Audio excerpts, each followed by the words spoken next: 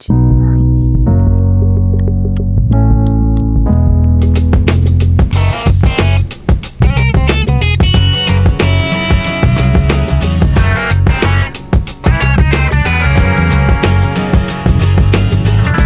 Well, hello everyone, and welcome to the very next episode of The Remedy with Tova Sido and Janice Gaunt and Tom Bridwell. yay, Tom Bridwell. Tom Bridwell. I feel like every time we talk or see you, there's a new connection with you, Tom. That it does feel that way. Yes. That's why I tell my kids, you better behave. It's a very small world. That's the truth. It's good. It's fun making all those connections. I know it really is. It is a really small world. Speaking of small world, last week I was getting a laser done to my face, and the cutest little PA came in. I'm sure she would like for me to describe her as something better than cute little PA, but she was adorable physician's assistant. Came in. Her name is Paige Herlihy, and she came in to do my medical record and was like, "Do you have a podcast?" I was like, "I do." I don't know. Do you like it Yeah, or do you not? Exactly. If she says no, then you're like, no, that's not me. There's another Tova Sido. You're thinking about Tova Sido. Exactly. Or Tovasita. That's who you're thinking Oh, of. little Tovasita.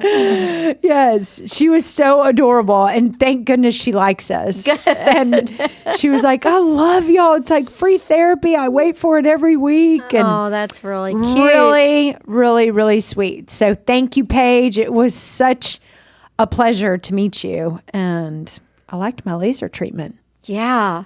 I didn't mind it, even though I still feel a little hot. Well, it looks good. Well, you don't look thanks. bad at all. You don't look bad at all. Well, thanks.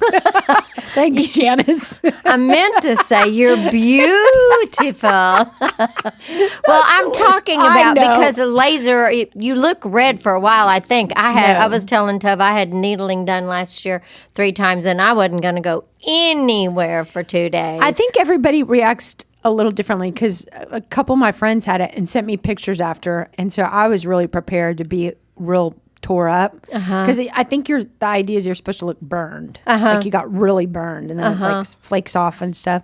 Can you believe we pay to do those a lot. things? A lot. A lot. I was embarrassed when she told me when I checked out the price because other people in the room could hear it. I'm sure they were all getting the same thing, but I was like, "That's a small car." That's like an old car, but it's a car. So think about this. If you had been raised in a home where you had very little resources and your family or your friends were not obsessed with appearances. I know, it's kind of funny. I did this on the day that Body Image released. I was like, "Don't mind me." Yeah. Listeners. Yeah. Exactly. It really was very We're ironic. like, okay, everything in that was a lie. Yeah, pretty much. Anyway, keep going. But think about how much more money we would have. If you weren't paying for Botox or lasers or needling or All of it. implants or All of it. thigh jiggle machines All or of it. all of that stuff. Red lasers and beams and all the things that we do. Like, no, it's just, yeah. And my mom just didn't, she died before all of it came to be like a real thing. I remember her having that jiggly thing. Oh, yeah, that strap. Yeah. Yes. I remember that. And I remember her doing weird shit to like stay young and thin and beautiful. And she was until the day she died. My mother was always on a diet. Oh, you've said Always. that. Yeah. 93, she was on a diet. Oh, you told that story and you're like, she was eating cottage cheese and That's peaches right. for dinner, and I told her she ought to be drinking vodka and eating like hot fudge sundaes or Chicken fried chicken. Snickers bars, Yes. something. Yeah. Yes. Ooh, speaking of that, reminds me of Bubba's. Oh, I love Bubba's. Yeah, Tom's going to be out of town next week, so I'll go get me some Bubba's. Does he not eat that? No, he doesn't. I mean, he'll eat, like, I might get mashed potatoes without gravy for him, but he does not. He will get grilled tenders where, I have to get the breast. I get the 50-50. I don't. Just to make myself feel better, but I only eat the fried. Yeah. I mean, that fried is like heaven to me. There's nothing better than Bubba's home cooking. Yeah. I know. I've said this on the podcast before. I eat it. I have to eat it alone because there's not one piece of crust anywhere. I kind of suck on the bone a little. You said Disgusting. I just made myself sick. And especially with our topic today, you will see that I probably don't have that disorder. So the first time I ever heard somebody, I think I've told you this, Janice, suck on a bone was when I got my kids from Africa. And they were eating like a steak or a pork chop or a chicken or something that had a bone. And Annapun was like, I was like, what on earth are you doing? And she said in Ghana, if they ever got meat, they would eat the bones. They would chew on the bones. Oh, bless their hearts. But she sucked on that bone till there was nothing left. So did they speak English when you adopted them? It was very broken. Very broken. Oh, Tom. So what is her native, what were their native language? What was their native? It's called Awe.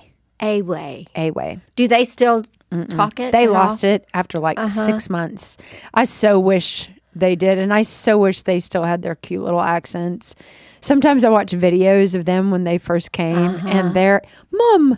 They called me Mum, and I'm like, oh, I wish we could go back to that cute little accent. I know.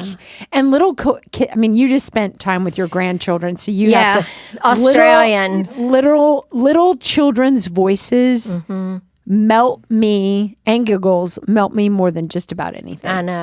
I know. There is something about So it. How was precious. your trip with your family? It was so much fun. Those kids were so cute, and it was great. We just had the best time ever.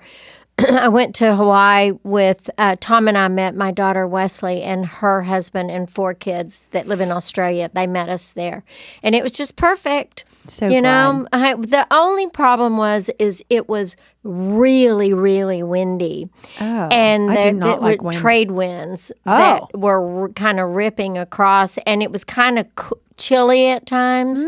But the kids didn't care; they swam endlessly, and it was really, really great. We all kind of cried. Well, Tom didn't. I'm sure when I you left, each I was other. like, "Oh, I bet. it's hard for me to leave them."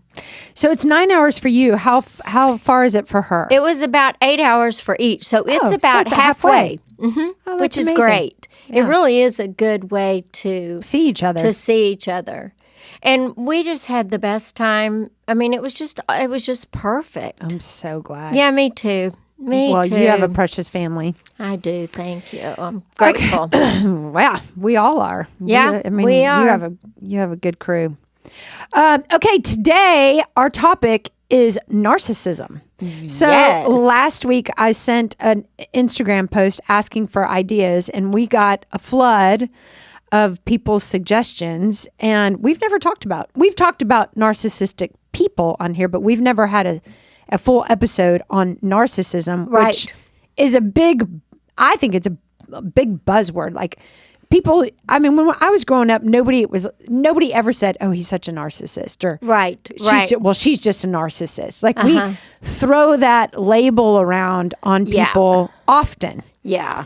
And I'm wondering if we really understand that word or are using it responsibly. Right. Right. Because I think a lot of people, when we make selfish moves or we do selfish things or somebody does something selfish, we can be like, God, they're so narcissistic. They only think of themselves.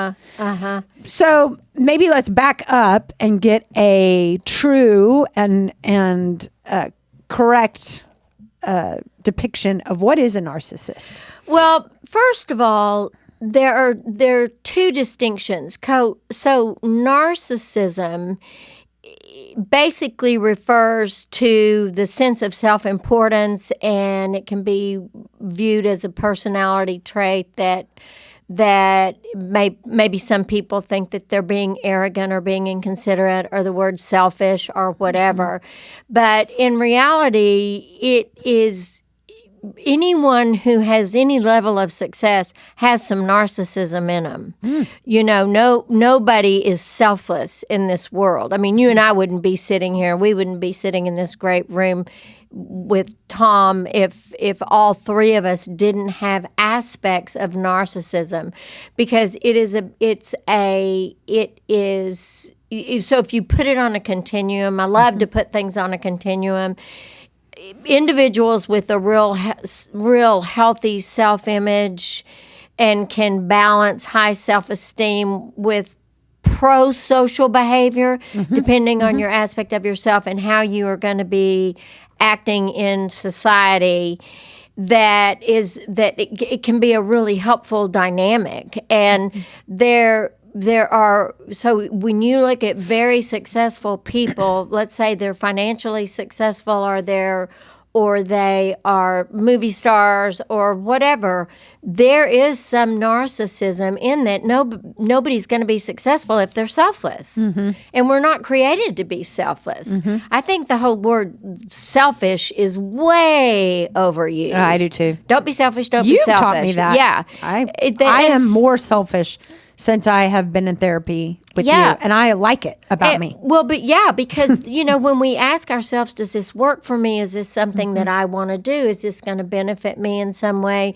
Or is it going to, take a portion of me that I'm going to be worn out with it or whatever? That can be viewed as an aspect of narcissism, and it is real, and it's self-care. So self-care can look like narcissism. So the word narcissism is a descriptive that is explaining these elements.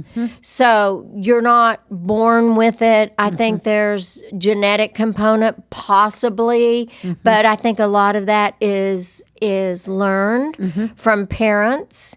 And but people who we can have narcissistic traits or traits that reflect narcissism, but we're not psychopathological with it.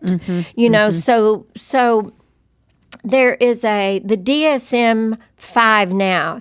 It's called the Diagnostic and Statistical Manual, and it's created by the psychological world, and I think it's actually by the now I'm just blank of the word, the American Psychiatric Association. So it lists all of the psychological disorders.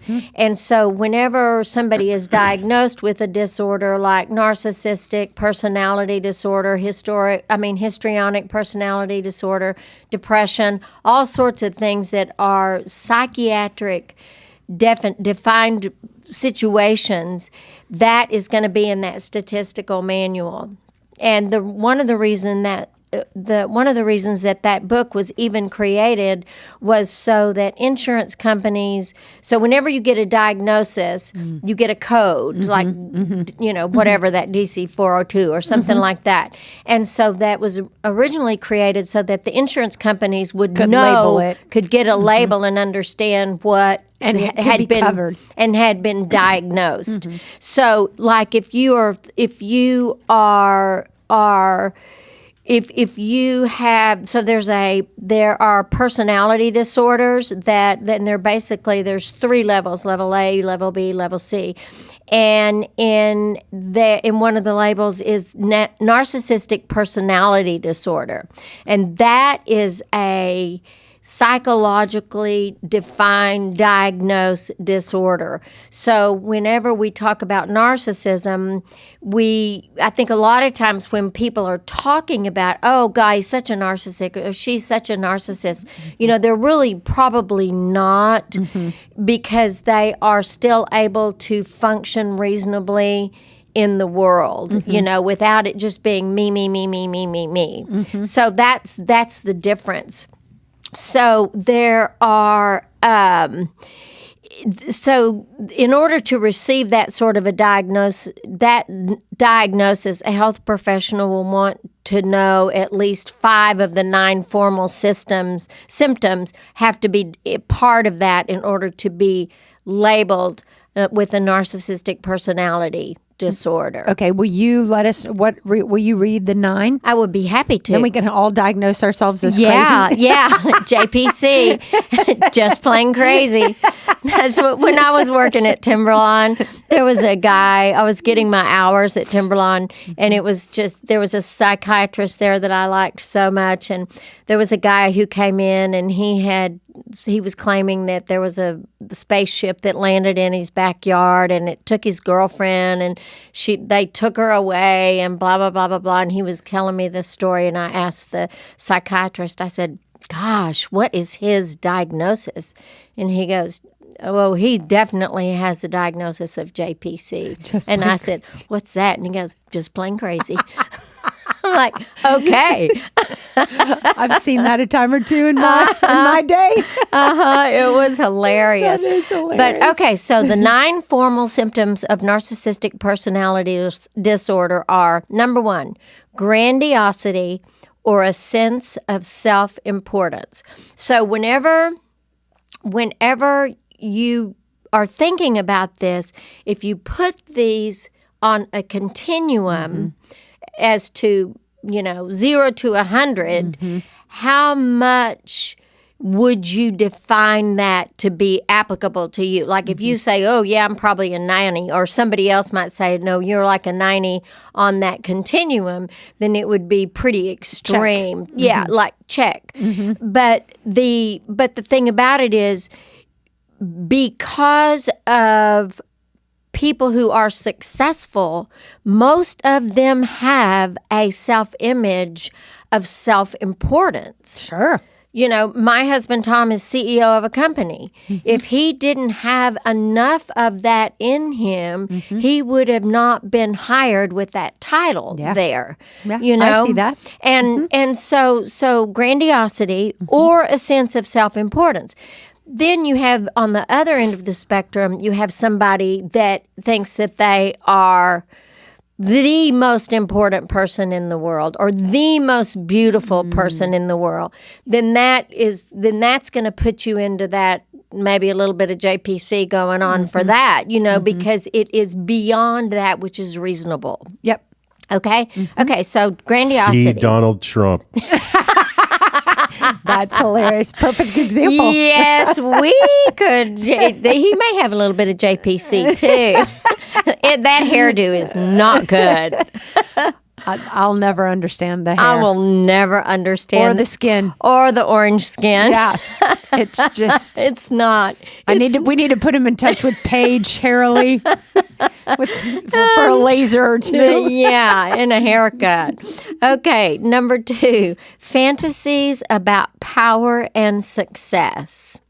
So, again, when you look at this, you could see that somebody who is striving to be number on one the Grammys or wants to be on the Super Bowl team or all of that would have some of that. So because fantasies about it are different than just wanting it. So fantasies are going to include somebody kind of daydreaming about it. I could picture myself, singing at the Grammys, let's say, or something like that. So that's another one of the characteristics. Limited insight. So what that's going to be more about is, let's say that I wanted to try to have a number 1 bestseller within 6 months of Prince Charming is dead or in rehab coming out, so, and that I deserve it, and I believe that there is no reason why I should have it. It's my second book, blah, blah, blah, blah, blah, blah, blah.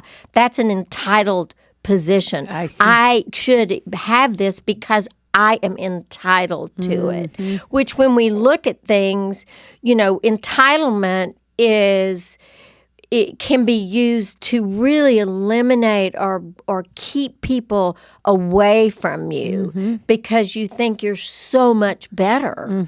And that entitlement, well, I deserve it. I can treat people like crap because I deserve it, because I'm smart. Because I can. Because I can. I'm better. Yeah. And I think a lot of that is, I think one of the things that I was thinking about when I was thinking about narcissistic personality disorders are first of all, very successful people and people that are famous.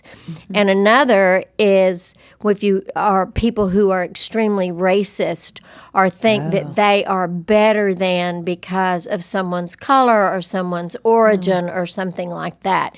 Because that has no room for others being in that group. So they don't have the ability to, that insight of being able to think, gosh, you deserve to be treated with kindness just because you breathe. To when I can look at you and I can see me, that if you're crying, it's the same thing that I feel when I feel sad. So I have the insight into your world, and that. And so that gives us compassion. Sure. But people who with narcissistic personality disorder have trouble doing that because of their own grandiosity. See, Donald Trump. I'm not going to say this on everyone, You but can. but everyone at home, just keep track of how many of these 9 fit the bill. It's gonna we're gonna be batting 1,000 on this. You know I what's promise. funny about that, Tom, is whether you are Republican or Democrat, it's just It's true. the same. It's just, I mean, I You're know. right, you're right. Nobody argues. Nobody this. argues against that with him. And they may think, you know what, all of these things, this is probably one of the most narcissistic humans on the earth. Yeah. But I'm going to vote for him because I like his financial policies. I mean, whatever that is, some people are going to do that. Or but They just don't want the other guy to win. Yes. Or the Which is fine. perceived confidence, that he has because he literally doesn't care about anybody else except himself. What would that be like? Well, I don't know. It could be a little lonely. Can't even imagine. Oh, gosh. Okay, keep going. Okay. This is interesting. Okay. You're going to probably chime in on this one, Tom, in the booth. A constant need for admiration and praise. So, and you think about that. And you think about how do I look? How am I? Or do you like me? Do you like me? So yes, Donald Trump. Yeah, very much so. Very much so. All right, number 6. Use. This is what I think about me. What do you think about me? Yeah. Well, I love me. What do you think about me? Use of manipulation tactics to take advantage of others. This is one of the main ones because people with narcissistic personality disorders are not concerned about the effects of their behavior on others. It is. What a awful. I mean, what an awful. I mean, it's not that I'm perfect or anybody is. I mean, we do things that, without intention, and we end up hurting people, and that sucks. But it's like, I can't imagine hurting somebody that I love or my behavior having a negative impact on something and me just not giving a shit. Well, and that is that taking advantage of others. Well, I'm, a $50 bill falls out on the floor and you know who dropped it and you pick it up and put it in your wallet and think, well, they clearly aren't going to miss it. That sort of not of taking advantage of others and using manipulation, trying, well, you don't deserve that. You need to do this. I did this for you, so you need to do this for me. I mean, and we look at our behaviors, and a lot of us, especially if you're trying to create a career or you're trying to win over a love connection or all of those things, people will stoop to those sort of manipulative tactics and take advantage of others for their own benefit. Yeah. All right, 7, we've kind of talked about it a little. You were kind of talking about it, is limited or poor empathy. So the inability to be empathetic with people who are who are sick or who are don't have enough money to eat, or the poor, or that sort of thing. The inability to empathize. Well, they deserve it. I mean, they made their choices. You know, that's that kind of cold, calloused response to people who are in pain or suffering. You know, I mean, and a lot of people that are in pain or are suffering, it's due to nothing that they've done on their own. You know, they were born into a situation. This is the one that reminds me of a lot of HP Christians. I shouldn't single out HP. I'm just saying a lot of Christians in Dallas. I've worked in a couple of churches, and I think this is the one where they're like anti-Christ-like, and they don't really realize how they're being so. Yeah. Say more about that, Tom. Well, Like, I'm what do just you saying, mean? like this would be kind of the JC one, because the king of empathy, right? I mean, he could see the poor and and had empathy, and I feel like this is one of those ones that people kind of forget, that when you don't have this quality and you're not empathetic, you're really just, this is as far from Christ as you can be. Yeah. I could not agree more. Yeah, I agree too. Yeah. Competitiveness, distrust, and jealousy. Yeah. And you'll see that by criticizing people. Oh, well, she skanks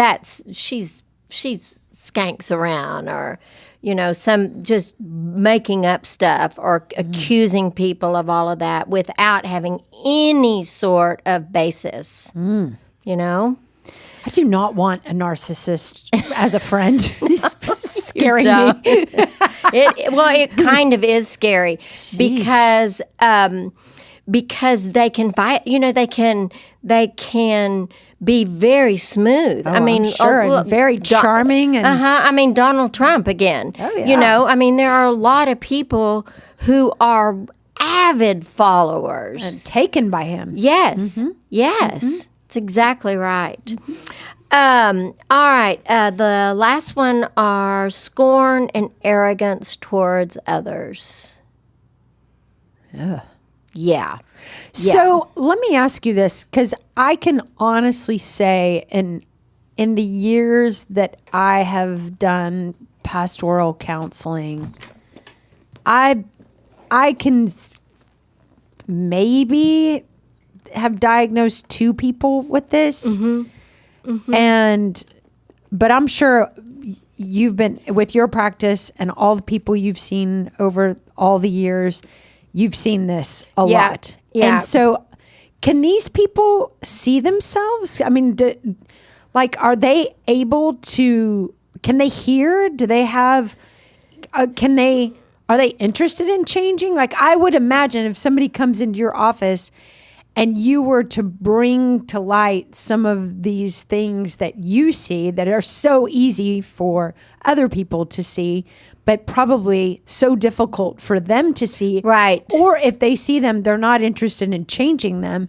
Right. I mean, how does a person like this have any hope to change? That sounds awful. Well, I think that they have to experience some really severe consequences in order for them to have a look at themselves.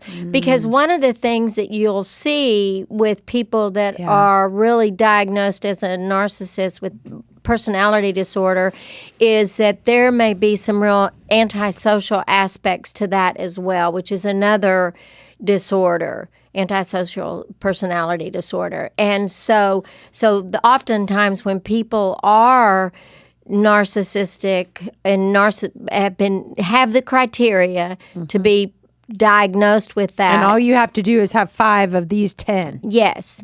Then, they are oftentimes, there would be probably an accompanying diagnosis that would go with it. That would be antisocial behavior or depressive disorders or anxiety disorders, histrionic disorders, What is histrionic? Histrionic is when somebody is very dramatic and flies off the handle 1 minute and then cries and then is on top of the world. And they want to dress real elaborately and have lots of attention to them, but then they'll plummet. So they are up and down and all around. So what's the difference between that and manic? Well, manic is bipolar disorder. That's a different disorder. Bipolar disorder is not a personality disorder. It's a mental disorder because it's chemical. Oh. And so there may be a manic, somebody who has bipolar disorder might have mania, and when they're in that mania place, they are histrionic in their behavior. So a lot of times these things will blur together. Yeah, I bet. But when I worked on the psychiatric ward at Timberlawn, the personality disorders were different than like the people who were really depressed and the bipolar disorder, schizophrenia.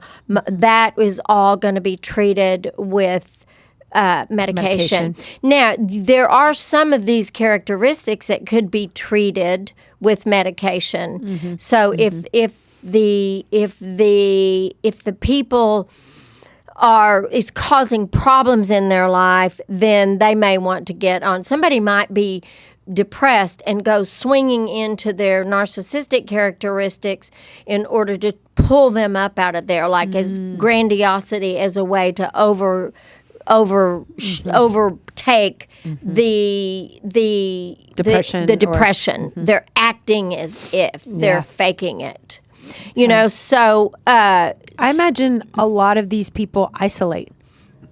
Well, but you'll see a lot. I mean, a lot of the mental disorders, they'll isolate, but a lot of the narcissistic personality disorders, they're bigger than life. I mean, they are out and about, and they're going to oftentimes build up what people are thinking of that. So their aspects, the way they view themselves as being better than, that they don't have to compensate. If I am, let's say I am cold to Tom about something and I haven't looked at like a limited insight for me to be able to, I understand why he's like that, but me being like, how dare he treat me like that or something like that, then most of the time if I act like that and he were to bring that to my attention, like you had showed me no compassion for that, I would be able to be like, you know what, you're exactly right, and I apologize for that. So the narcissistic personality disorder is even though they might have some depression, they're going to be bigger than life, more than like people who have depressive disorder. Okay. That makes sense. Yeah. So, one of the things that is really important is that they, with their manipulation tactics, and they're gaming in order to get people to do for them what they want these people to do. So let's say I am hired as being having a big job in a company, and so I'm feeling really good about myself and blah blah blah blah blah, but yet I'm going to do it at the expense of everybody else in the office, and if they don't do exactly what I'm going to tell them to do, they're going to pay for it, by God. I'll get rid of them, or all of that sort of thing so there's that drive that separates them from the from others. I am better than you. I'm smarter than you. I'm prettier than you. I'm more successful than you. And so I don't have compassion for you. And I will burn you if you come in and try to rob me of what I deserve. Rather than thinking, I don't really deserve it more than anybody else. But so every successful person has some narcissism in them, because we are a productive society, but it's the extreme. Yeah. So much. So I would agree with you that I think most of the time this is some sort of learned family of origin situation.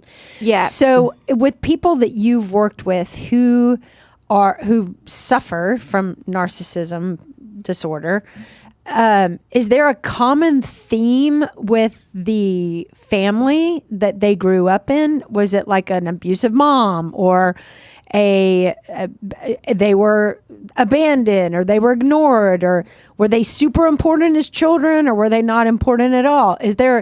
Is there a common thread that you have found in people who experience this in adulthood? I do think that with a lot of these personality disorders, that there is a cultural aspect to that.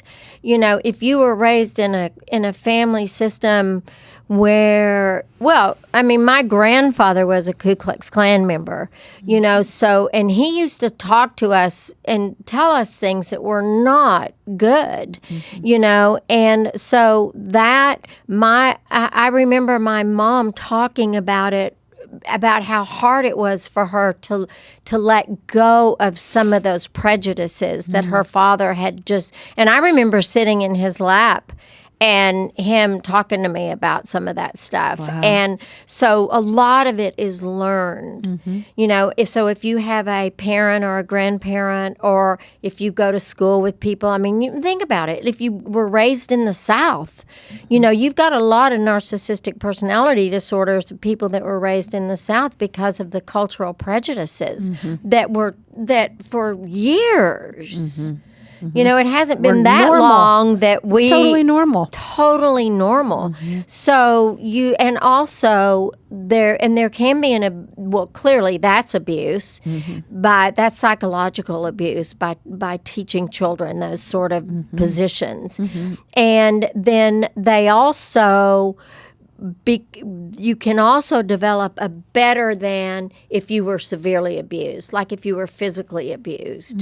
Then people will, a lot of times if you're felt down here, they'll one-up themselves to make them better than others. And that's the thing about a narcissist, is that they may come in and hey, slap you on the back, but in their brain, they are better.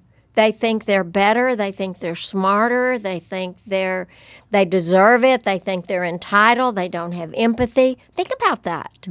That you're walking in the world. You're blowing my mind with a person who just exists on that level. Yeah.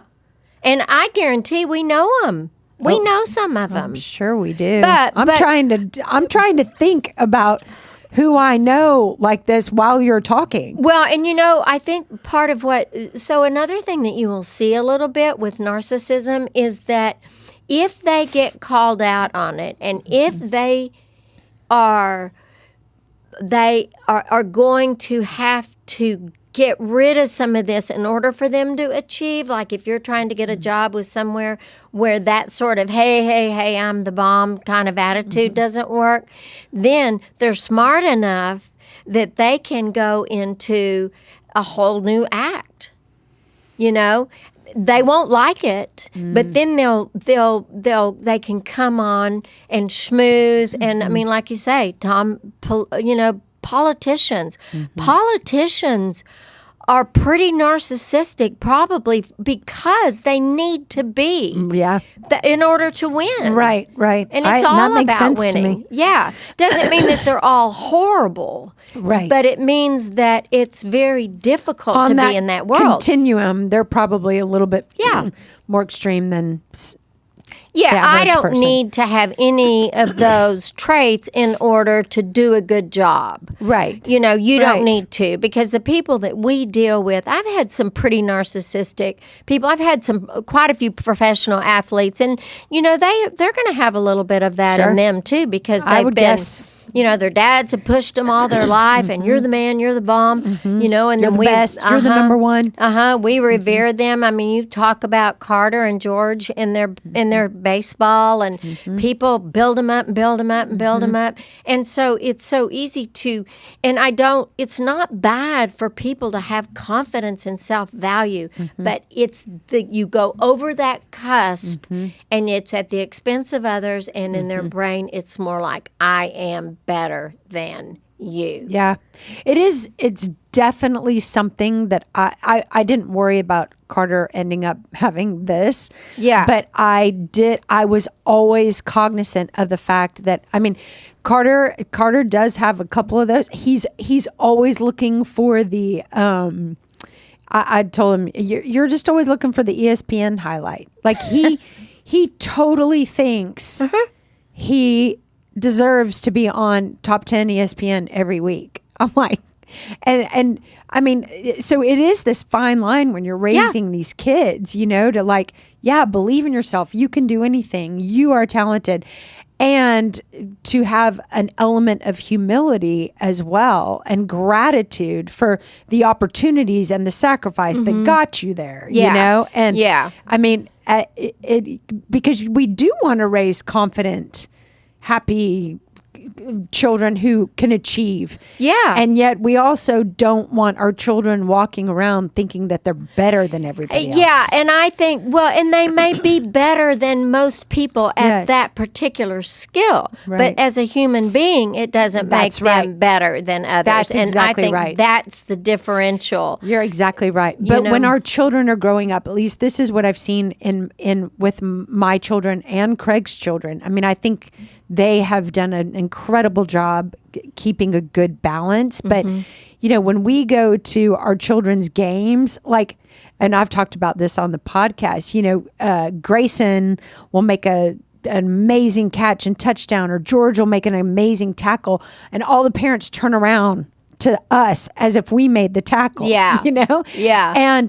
And the value that is found in a lot of homes is what's happening on the field, or how skinny their daughter is, or, you know, and immediately elevate themselves, elevate their children, so that they can feel better. Well, and we have society that expects the best. Yes. Just to be okay is not good enough. It's so You've true. got to be the best on that football team. Yep. You've got to be the best singer, the best cheerleader, the best belle, you know, rather than, are you having fun? Yeah. You know? Yeah. So it's a fine tricky. line. It is very tricky, especially if you have somebody that, you know, like your boys were really good baseball players, you know, and so, and they, of course they want to win. And so I think it's a matter of people with narcissism are going to be living in that space. Yeah. I'm the best. I need to be the best. I'm better than everybody else, blah, blah, blah. Rather than, you know, I'm pretty good at what I do. And there are other people that are pretty good at what they do. And there are some people that are better than me. Some people that don't do as well as I do. But I'm certainly not judgmental or unkind or try to sabotage other people. Or grandiose myself, or manipulate the situation so I can stay on top. Yeah, spread there's a gossip difference. about people, so that and you know we look at this from kind of a male perspective, but I'm telling you what. There are women out there that you look at women that are dating, and the high school girls and the mean girls and all of that. That's a form of narcissism too. It's female narcissism, and it's going to look a little different, but it's basically a lot of those same qualities. Where do people that have a propensity for being a victim That's exactly what I was I asked Tom? Because I was curious. That is so crazy. I've met some people like that. Uh-oh, y'all are on the same brain. Wow. Seem to always be like, woe is me, the world is screwing me over. They're always the victim, and I'm just curious if that is something that dabbles in narcissism. I'm surprised that that's not on the list, because the people that I'm envisioning that I've been around who make up some of these traits, if it feels it's my experience. And Tom, it's so interesting that you brought that up. It's been my experience that if I ever have said anything to them, or anybody's ever said anything to them, they go into immediate excuses, victimization. Nothing's their fault. Yeah.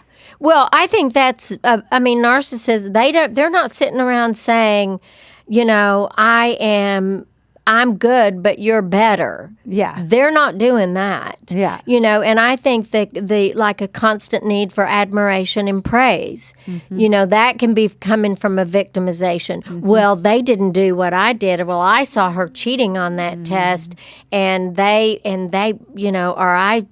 somebody must have stuffed the ballot in order for them to win or whatever. So you're going to see that, but so that's competitiveness, distrust, and jealousy. Yeah. So that's a victim position. So some of it can be more overt, and some may be more covert. So if you go into victimization, poor me, I'm a victim. They're always picking on me. That's a covert way of being better than. They're not saying, I'm better than you. They're saying, poor me, I'm a victim of this. And people love to rescue a victim. So that will pull them up to that above position as well. Interesting. So when anytime you're looking at personality disorders, there are covert and overt typically. But what we really think about when we do it is we think about the overt behaviors. Yeah, that makes sense to me. Yeah. So can narcissists see themselves? Like you said, it would have to take something happening to bring them down. And yet you wonder, even then, could they see it? Well, they could learn to see it. Yeah. They could be coached to see it. In other words, somebody says, well, I deserve that more than they do. So then if you were to say to that person, so why would you think you deserve it more than somebody else? And then you say, well, there are others who can do that same level of competition, and they can be that good also. So you would have to coach them out of the narcissism and bring them back down with their feet on the ground. So personality. I bet that's hard. Yeah, it's hard, especially if you were raised by parents who had some of that going on, or, But yeah, that's the really great thing about this. Is not a. There could be a slight genetic component, but there's not a chemical imbalance. There's not like well, there can be some depression in narcissism, especially if they get shot down. If they go in there believing they're going to be the the bomb, and they don't get voted in, then they can be shot down. But they'll immediately go into defensiveness, and rather than, man, I should have not put that orange sunscreen on my face. I went to the place of bipolar. What did you call? Maybe it wasn't bipolar chemical disorder. What did you call that versus the narcissism, the bipolar, and the manic depressive? Those are mental disorders. Psychiatric disorders. Psychiatrics. Whereas this is a personality disorder. Right. So there's not that there's not hope for people with any of those things, because I think we always have hope, but from a therapy realization, like it may take less like medication or. Yeah, I think that what you would do with that is point out where this is not serving them. You know, so let's say somebody was number one all through junior high, all through high school, all through college, and then they ended up being fired from a job, and they went around blasting people or spreading rumors or, you know, whatever. And they came in, and then so you would look at them and you would be able to point out how these characteristics are not working for them. So people can change that. They can work on that. You're probably not going to go from 100 to 10. Yeah. But I think there would be a good chance of you going from 90 to 60. You know, because there are reformed, like you know, people who go to prison. Yeah. Some people come out really reformed. Yeah. It's true. People can change. People can change. It takes some work and some awareness and that sort of thing. But I think that if you feel this is something that somebody that you know and you care about is experiencing, to encourage them, they would need to go to a therapist or, you know, a psychiatrist or whatever. Sometimes they'll diagnose something for this because there could be some mania along with it, like you said, or some sort of depression. Because if you hold yourself in a grandiose space all the time, that's hard. That sounds exhausting. Exhausting. And so that's... I mean, imagine how much work that would be, from the way you look to the way you dress. Like, you could never just show up as you. You would always have to work to be the best in the room. And you're just not. And trying to figure out how to manipulate situations and other people. God, all of that would be exhausting. That you would have to be doing all the time. Yeah. Like, that is an exhausting existence. Yeah. Ooh. So, is there a website that people can go to read this list? Well, yes. Refer to? So, let me see if I can find this. This came from Psych Central, PsychCentral.com. And there's a search thing. I mean, there's a little magnifying glass. It's narcissism versus narcissistic personality disorder. Telling perfect. them apart. You can also go to, I was going to give you another, if you just put in personality disorders and the 16 personality disorder types, it talks about the different kinds of personality. Like, there's personality disorders A, the different types: borderline personality, paranoid personality, schizoid personality, schizotypal personality. So that it has this whole thing will bring up all sorts of personality disorders. It's really interesting, but I'm a nerd, so I just think it's fascinating. It is fascinating what happens from baby, infant to adults. You know, I mean, and like, you look at, like, for example, we're talking about Donald Trump, and I don't want to beat that to death, but you know that he was taught to believe what he acts out. Yeah, for sure. And that had to have come from his family of origin. Yes. I mean, let's go to Hitler, you know? Hitler, yes. You know, you don't even have to, like... No. If you think, like, we are all products, you know, and that is... Of our family systems, our family of origin, things that took place in our schools with our friends. And, you know, we're such a mesh of our childhood. And, you know, I actually like that thought process, because I think it does create some compassion for us as people, because... And hope. Yes, and hope. Not only hope for us as adults, but hope for the next generation. Every single thing that I have learned about my family of origin and family system, thank God I started seeing you in 2014, when I had only had my children for 4 years. But still, at that point, they were 9 and 7. And I started to learn so much. I had determined a long time ago, like, I knew my mom did this. I don't want to do that. Yeah. But I just knew that when my mom and dad did this, it scared me, or it didn't feel good, or I didn't feel safe. But I didn't understand the lingo and the family of origin and the work and all that.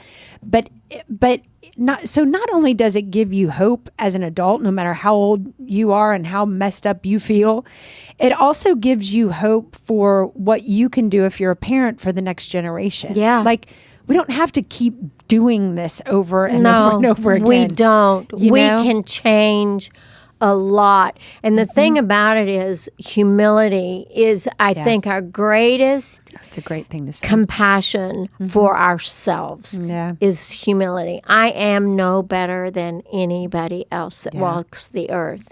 Yeah. I may act better, you know, but I am not better. Yeah. Because, I mean, when we're in that children of God place, there's nobody better. Yep. And to your point, Tom, that made me think of what you said, you know, and it's certainly not, like you said, it's not limited to Highland Park. It's not limited to Texas. It's not limited to the South. You know, there are so many people who just, I mean, look at the disciples. They were like, who is this guy that eats with prostitutes and tax collectors? You know, they were appalled that Jesus didn't rise above when he was the Son of God. I did not mean to single out Highland Park. I shouldn't have said that. I guess really what I meant is people that have become a little bit out of touch because of their financial status. Yes. And also like exists everywhere. Dallas does have a very cliquey nature. Oh, yeah. You know what I'm saying? So that's really all I meant by that. Yeah. You know, it's interesting because I don't feel, maybe I've just been in Highland Park too long. I just don't feel that. I don't feel like Dallas is more cliquey than Lubbock. As a matter of fact, I 100% agree with that. probably Lubbock could be because you just have fewer choices. Yeah.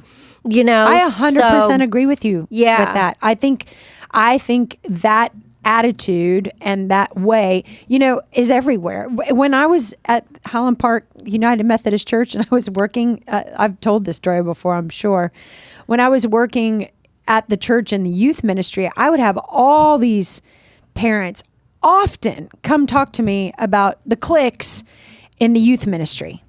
My son feels left out because there's cliques in the youth ministry. I'm like, And there's also cliques at your dinner party on Friday night. When you got there, you looked around for somebody that you clicked with. Identify with. Yes. Yeah. Like, we're all just trying to find a place. Yeah. And I don't care how old you are. Yeah. Yeah, there's cliques. I have cliques, you have cliques, Tom has cliques, you know, we gravitate towards the people that look and sound and act and are like us. So, well, thank you for all of that great information, Janice. I think it's hopeful. I think so too. Yeah. And I think it's really, when it's such a great place to start teaching your children compassion and kindness and all of those things that help blend us into caring about one another. Because a narcissist, what you'll find is a narcissist, if it's out of their little tribe, they're not going to have your back, because their number one thing is, I got my own back, and my back's more important than anybody else's. You know, and I mean and in a lot of households, that's what happens. Yeah, and you know, success is great, but it does come with some things that we need to be aware of. I think check yourself. Yeah. Good stuff. For sure. Good. All right. Thank you. And thank you again, Paige, for being our sponsor today. Yes. Thank you, Paige. We hope y'all have Thanks, Tom. amazing week. Absolutely. See you next time.